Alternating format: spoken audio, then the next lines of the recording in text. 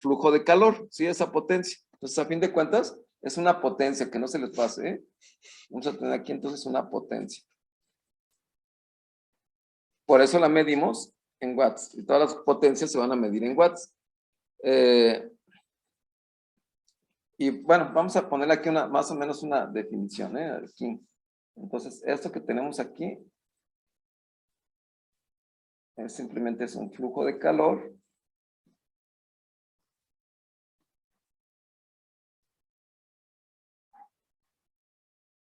Sería la cantidad de calor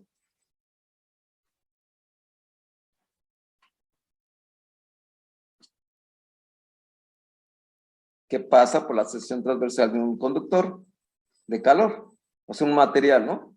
Que pasa por la sección transversal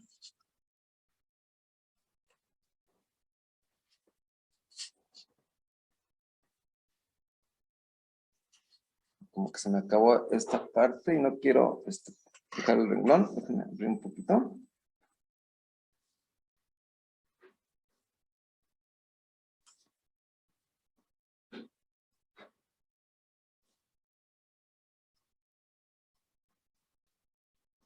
Un material le voy a poner, ¿eh? Ese material pues suele ser un conductor, pero hay veces que también al contrario, no queremos que se transmita el calor por unidad de tiempo. Entonces todo esto sería en un tiempo transcurrido.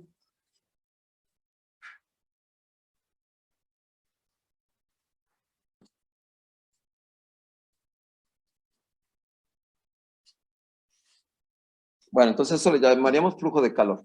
Ahora, ¿de qué depende ese flujo de calor? Vamos a continuar entonces por acá. El flujo de calor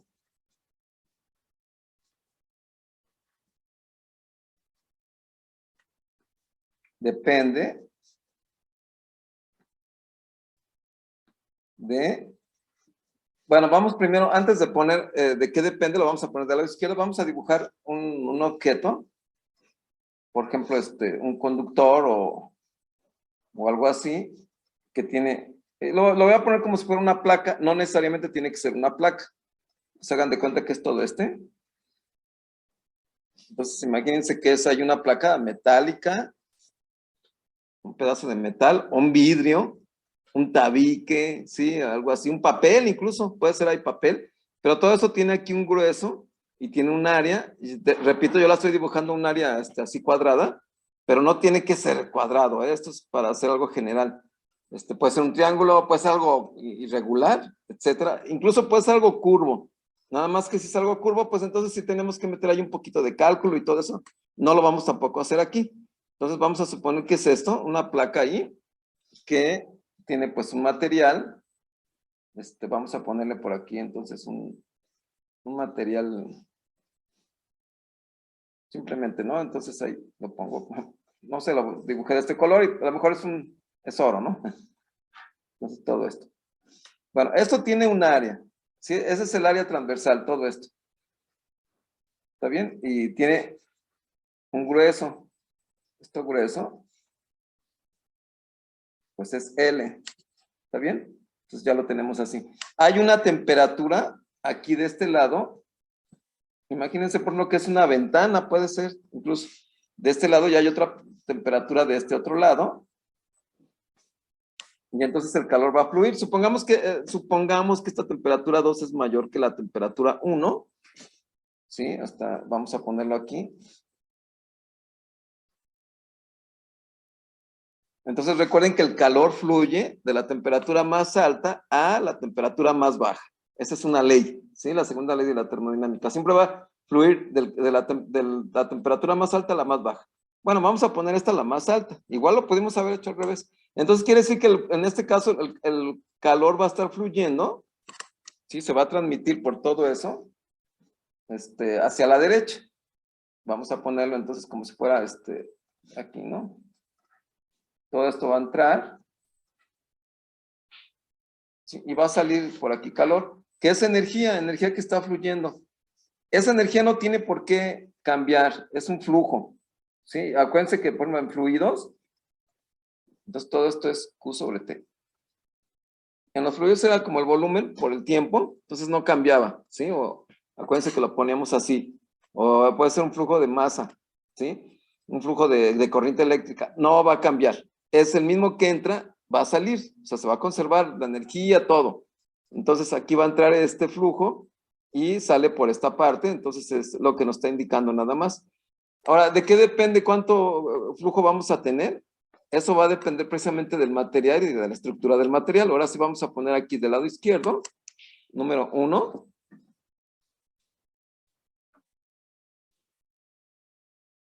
¿No? El flujo, que así lo ponemos, es directamente proporcional, perdón, inversamente proporcional, primero ponemos eso, a la longitud. Entonces tendríamos mucho flujo, ¿sí? Si la longitud es pequeña, entonces si este es algo delgado, va a fluir mucho calor, ¿está bien? Si está muy grueso, pues no, fluye menos calor. ¿Estamos de acuerdo? Entonces, es inversamente proporcional, nada más lo que nos está indicando. Número 2,